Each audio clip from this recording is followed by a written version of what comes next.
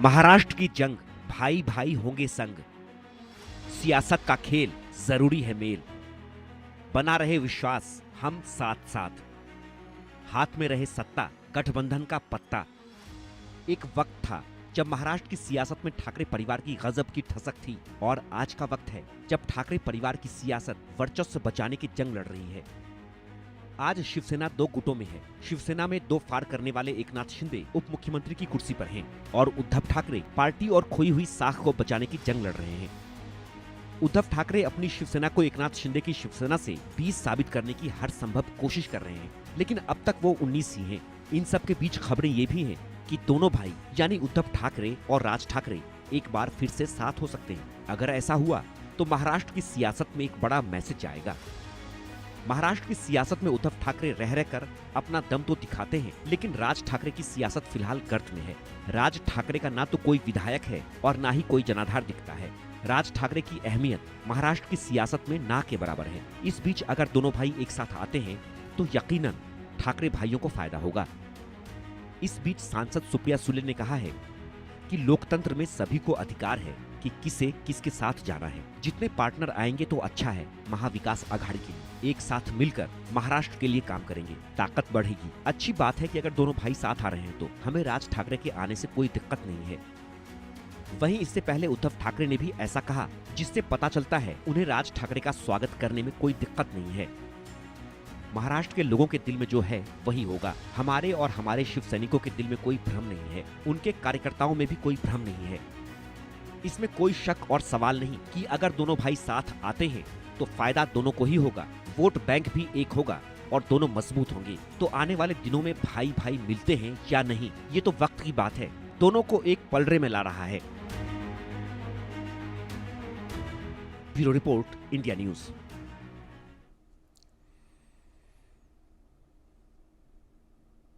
ये अभी से नहीं, कई दिनों से इस तरह की चर्चा चल रही है कि दोनों ठाकरे ब्रदर्स साथ आ सकते हैं, और अगर साथ आ गए तो महाराष्ट्र की राजनीति में क्या होगा।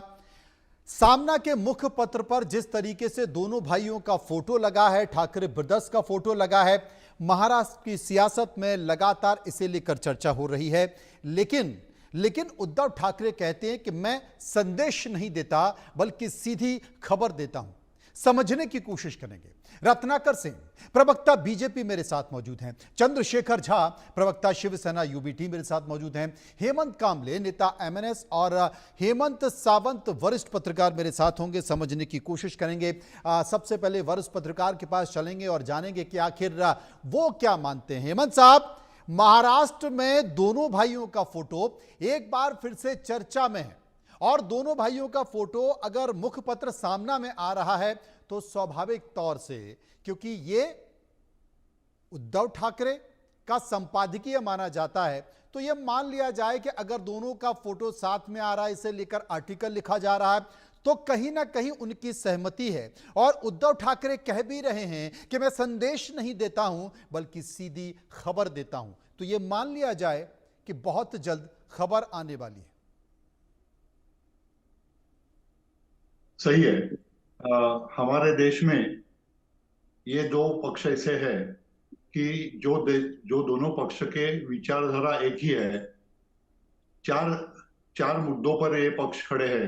एक भूमिपुत्र का संरक्षण, महाराष्ट्र का विकास, मराठी भाषा का आग्रह और हिंदुत्व। अभी ये चारों मुद्दे अगर उनके साथ एक ही है, और जब उन्होंने, राज ठाकरे जी ने 9 मार्च 2006 को ये जो पार्टी बनाई, तो उसका कारण था, तो उन्होंने जो दिया था वो कारण ऐसा है कि शिवसेना एक छोटे क्लर्कों द्वारा संचालित किए जाने वाली पार्टी है। जब 2003 में उद्धव ठाकरे जी को नेता बनाया गया, तो उसके बाद में 3 बरस ऐसे ही गए कि जिसमें राज ठाकरे जी को कुछ स्थान नहीं था। वो उनके बताए गए उम्मीदवार खड़े नहीं किए जा रहे थे। स्थानिक प्रशासन में उनका कोई सहभाग नहीं था, तो इसलिए उन्होंने नया पक्ष बनाया। मगर दोनों पक्ष की एक ही रणनीति है, और वो रणनीति में एक एक दूसरे के साथ कंपटीशन करके, अभी उनको दोनों को ध्यान में आया है कि एक दूसरे के साथ कंपटीशन करके आगे नहीं जा सकते हैं।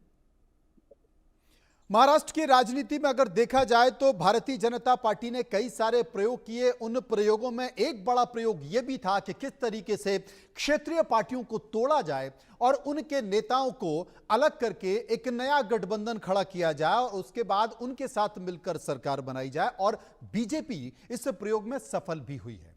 लेकिन अगर ये दोनों भाई साथ आते हैं तो क्या 8 करोड़ मराठी वोटरों को फिर से अपने साथ ले पाएंगे? संकेत एक बड़ा है। और अगर ये दोनों साथ आ रहे हैं, एक मंच पर आ रहे हैं, पुरानी उपस्थिति दर्ज कराएंगे, तो क्या भारतीय जनता पार्टी के माथे पर शिकन? इस बात को लेकर है, ये बताएंगे बीजेपी के प्रवक्ता रत्नाकर सिंह।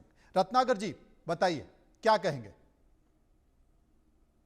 देखिए मनोज जी, सबसे पहले तो मैं यही कहूंगा कि चाहे एक साथ फोटो के अलावा भी अगर ये दोनों लोग एक साथ भी आ जाएं, तो भी महाराष्ट्र की राजनीति में महाराष्ट्र की जनता ने यह साबित कर दिया है कि ये एक ही पहलू के, एक ही खोटे सिक्के के दो पहलू हैं जी। और ये सिर्फ और सिर्फ सत्ता हासिल करने के लिए एक साथ एकजुट बन के आ रहे हैं।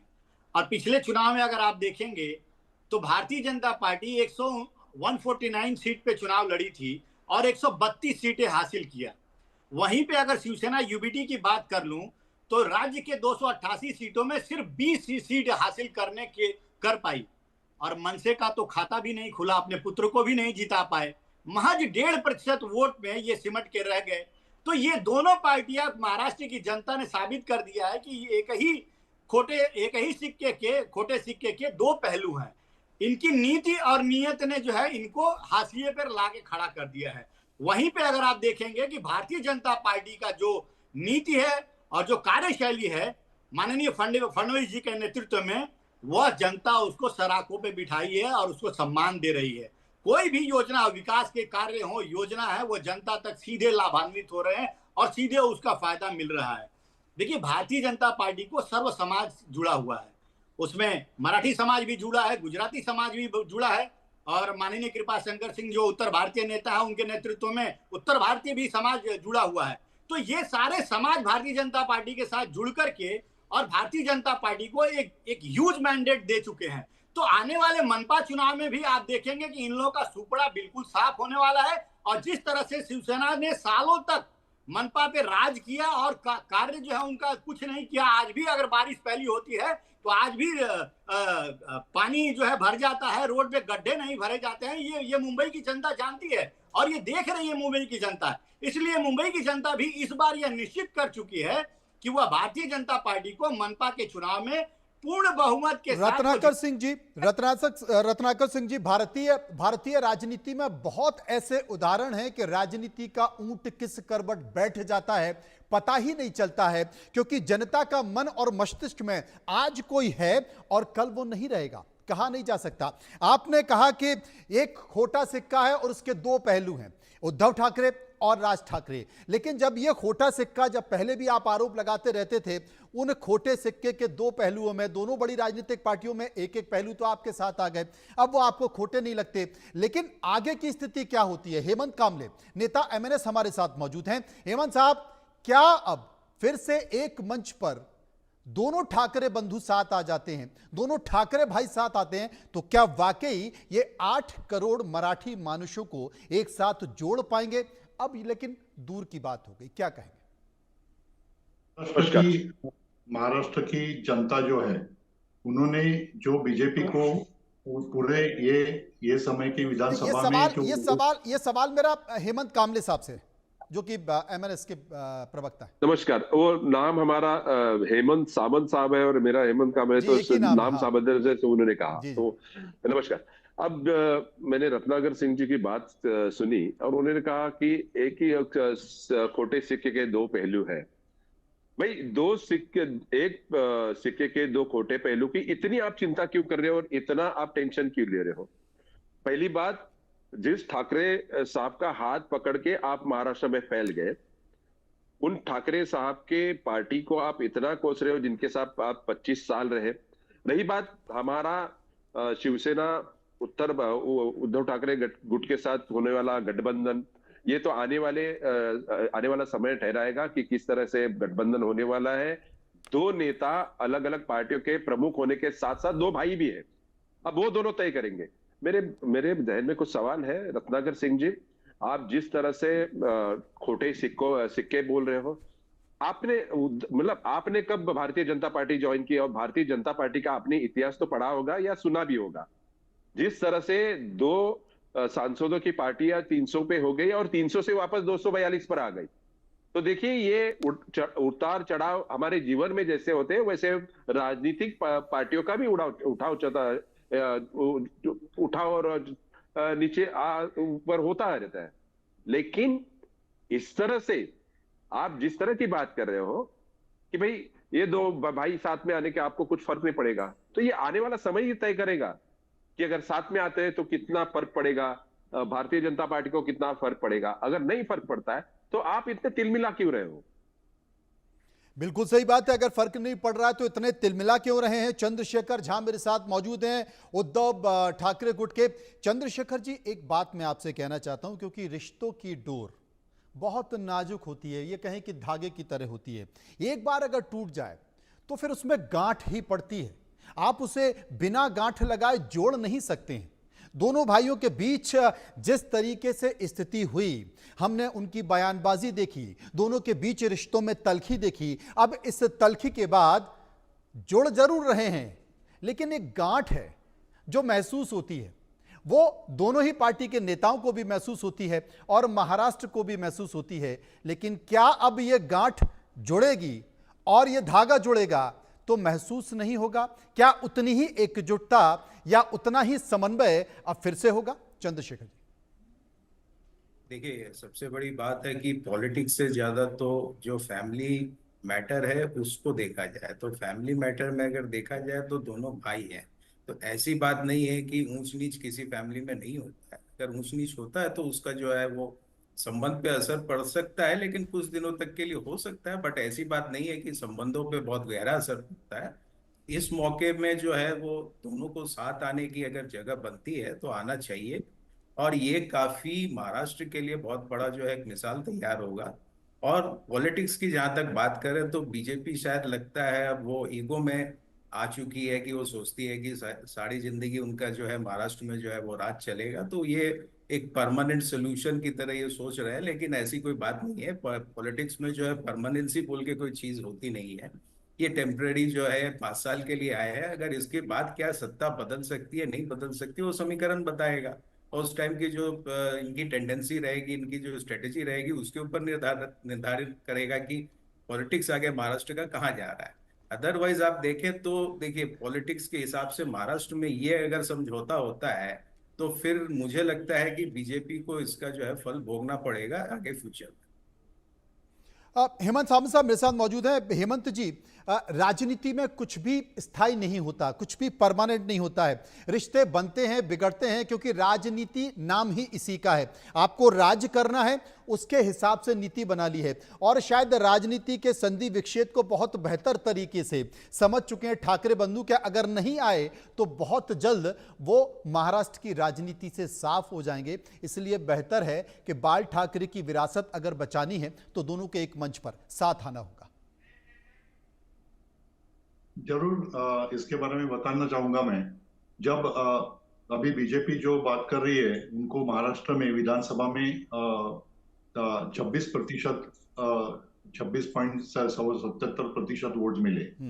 और वैसे देखा जाए तो जो शिवसेना के 2 गुट बन गए, तो उनमें से उद्धव बालासाहेब ठाकरे को 10% तक वोट मिले हैं और शिंदे गुट को 12% वोट मिले, वोट्स मिले।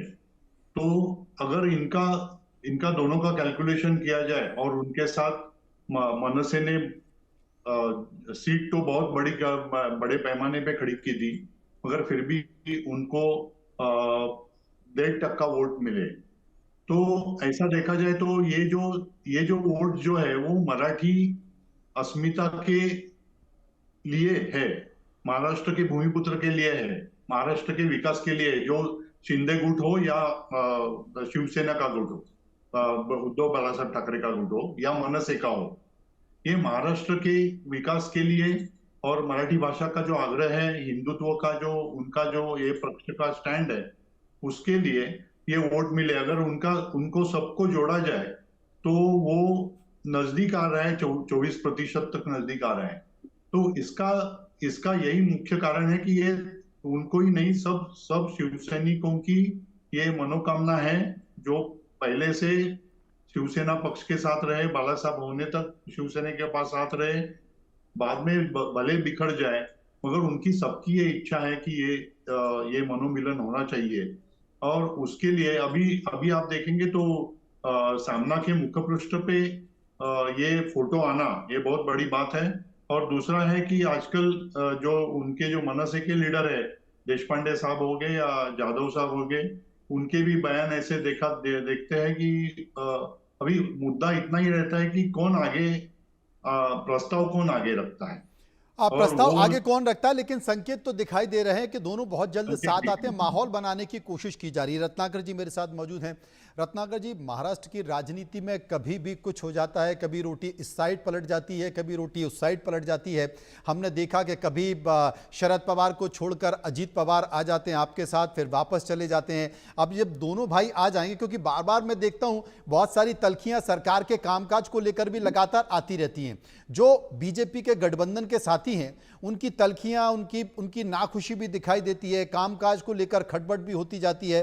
कहीं ऐसा तो नहीं कि आपके बाकी के और गठबंधन के लोगों का मन पसीज जाए और सब में मराठी प्रेम जागृत हो जाए? बहुत अच्छा क्वेश्चन पूछा है मनोज जी आपने।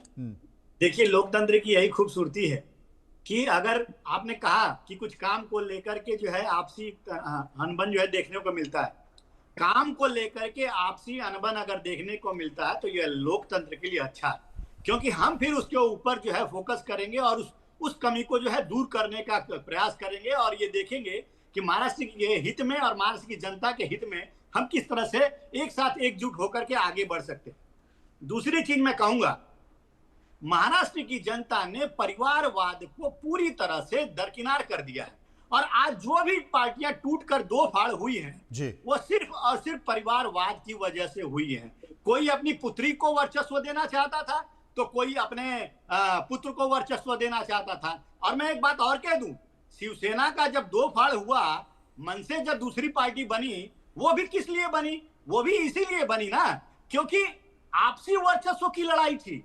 अभी राज ठाकरे साहब चाहते थे कि वो पूरा कमान संभाले और उद्धव साहब चाहते थे कि वो संभाले, इसलिए जो है दो फाड़ हो गया। तो महाराष्ट्र की जनता कहीं ना कहीं इस परिवारवाद को पूरी तरह से नकार चुकी है और यह रिजल्ट। चलिए, और शायद भारतीय जनता पार्टी का एक बड़ा मुद्दा भी है कि परिवारवाद राजनीति में नहीं होना चाहिए। हालांकि बीजेपी में बहुत सारे नेता इंतजार करेंगे कि महाराष्ट्र की राजनीति में क्या होगा।